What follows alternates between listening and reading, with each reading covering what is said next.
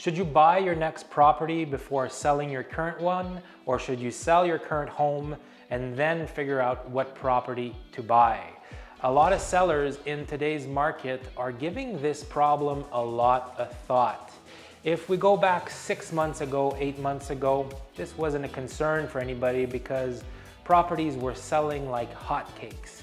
You could go buy your next property and then figure out how to sell your home because essentially everything was selling, and as a seller, you were in the driver's seat of the market. Now things have changed around for most markets in North America, and a lot of sellers are wondering, man, I want to sell my house, I want to move to the next property. Should I buy something before listing my property, or should I do the opposite? Well, the answer here is it depends. I wish I could give you a straight answer that would be a blanket answer for everybody that's in the market, but the reality of the situation is that real estate plays itself out on a very local scale. What might be true for a west end of any city might be different for the east end of any city. What might be true for a person that is in a certain financial situation of strength might be different for somebody that is, playing to the limit of their financial capabilities. So if you decide to buy before you sell, I would encourage you to speak with a mortgage broker or the bank of your choosing before you do that. Because if you buy a property, that's great. You know what you're getting yourself into. You're sure that your family will have a place to move into. But what happens if you don't sell your property? Will you be able to cover both mortgages? Will you be able to pay the mortgage on the property you just bought? And let's say your house does not sell, you'll need to afford the mortgage on the property that you still own.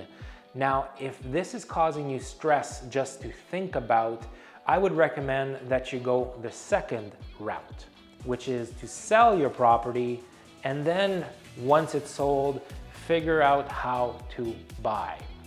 Now, this option here at the top, to buy before you sell, I would consider that a luxury, right? It is something that if you can afford it, do it. But if you want to play safe and you want to do the financially smart thing to do, then I would definitely sell and then figure out how to buy. There's a few advantages here in this type of market that we're in. The market is being flooded with inventory right now. And unfortunately, I think that 3 months from now, the market will be a bit softer than it is at the present moment. So if you sell, you'll sell for a bit more. And then let's say you have a 90-day closing where the buyer doesn't want to move into your property for the next 90 days, maybe 120 days. You'll be able to sit back, okay, no, I've sold my house for $600,000. That's $300,000 of equity if my mortgage was only $300,000. Then we can go shop. We can go look at other properties that are on the market.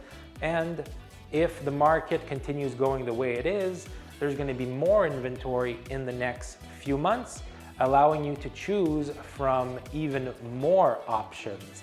And once you present yourself to buy a property, the sellers at the other end will be comfortable knowing that you've already sold your property and that you're ready to close on their house and go from there. So you'll have a bit more negotiating power using this second option. So I hope this cleared things up a bit for you. If you're searching this topic online, it means that you're looking to sell or buy. And I would recommend that whatever market you're in, you contact a strong local agent in your real estate market and get good advice from them. Okay, that'll be all for our video this week. We'll see you next week on another video.